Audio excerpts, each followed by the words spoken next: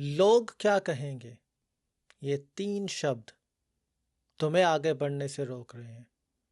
बचपन से ही हमारी कंडीशनिंग हुई हुई है कि दूसरों के बारे में ज़्यादा सोचो और अपनी ऐसी तैसी कराओ। माँ बाप हमें सिखाते हैं कि ये क्या कपड़े डाल के बाहर जा रहा है, लोग क्या कहेंगे। रिलेटिव्स हमें सिखाते हैं कि तू ऐसे क्यों घूम रहा है, तुझे लड़की के साथ देख लिया, लोग क्या कहेंगे। सोसाइटी डिक्टेट कर रही है कि तुम किससे प्यार करो और किससे ना करो। सोसाइटी डिक्टेट कर रही है कि तुम कहाँ रहो, क्या पहनो, क्या खाओ और कौन सी चीज़ें तुम्हारे लिए अच्छी हैं या नहीं हैं। स्टार्टिंग के अंदर तो ये सब कंसर्न लगता है, बट ये कंट्रोल बन जाता है। सोचकर देखो, आपका माइंडसेट ऐसा क्यों बना? क्योंकि आपको वो लोग कंट्रोल कर रहे हैं जो आपकी लाइफ में है ही नहीं। वो कंट्रोल कर रहे हैं जिनको आपके बारे में कुछ पता ही नहीं है।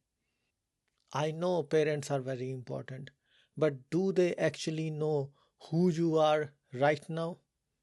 I know relatives care about you, but do they actually know आप कौन हो? सोसाइटी की तो बात ही छोड़ दो, everybody is dealing with their own story, so are you. और वो कंट्रोल बनता कैसे है? जो आपका दिमाग है उसको चाहिए एक्सेप्टेंस, और एक्सेप्टेंस सेफ फील होती है, इसीलिए आप उनकी बातों को सुनते हो। एविडेंस होने के बावजूद कि दूसरी चीज़ें भी सही हो सकती हैं, कि दूसरा पर्सपेक्टिव भी सही हो सकता है, बट फिर भी आप सेम चीज़ करते रहते हो जो आपके घर वाले, जो आपकी सोसाइटी आपको सिखाती है। रिजेक्शन डेंजरस फील होती है, इसीलिए तो हम कभी किसी लड़की को प्रपोज ही नहीं कर पाते जिसे हम बहुत ज़्यादा प्यार करते हैं। Brain choose is predictability over growth. More on that in my previous video, link ऊपर फ्लोट कर रहा है। इस सब की कॉस्ट क्या है जो आपको धीरे धीरे ख़त्म करती जा रही है और आपको पता भी नहीं चल रहा? सबसे पहला, कोई भी चीज़ आप करना चाहते हो उसका डिसीजन डिले हो जाता है क्योंकि आप वैलिडेशन ढूंढ रहे हो, and validation is not important, you are important. जो आपका डिसीजन है, जितना आप उस डिसीजन को लेकर सीखोगे ना, उतना किताबें पढ़कर नहीं आएगा।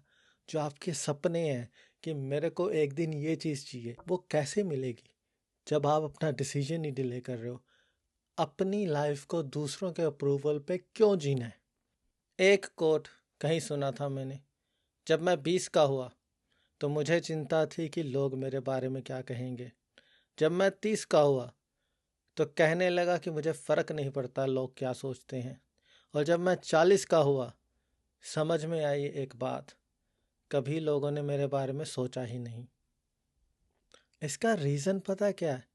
सभी लोग अपनी लाइफ में बिजी हैं, सभी लोगों की स्टोरी में वो हीरो हैं, तुम बस बैकग्राउंड नॉइस की तरह हो।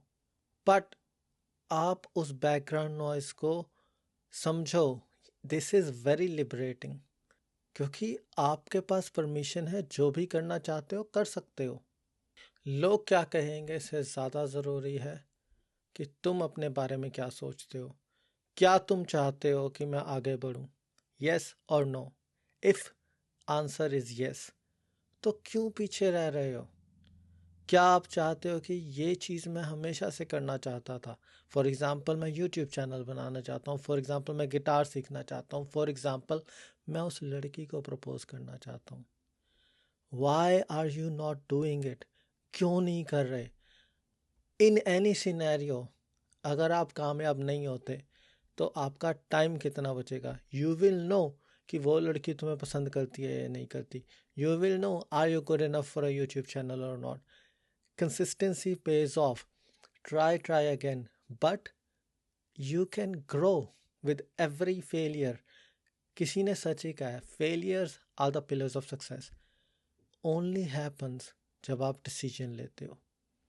जिंदगी का रिमोट किसी और के हाथ में मत दो। Thank you so much for listening.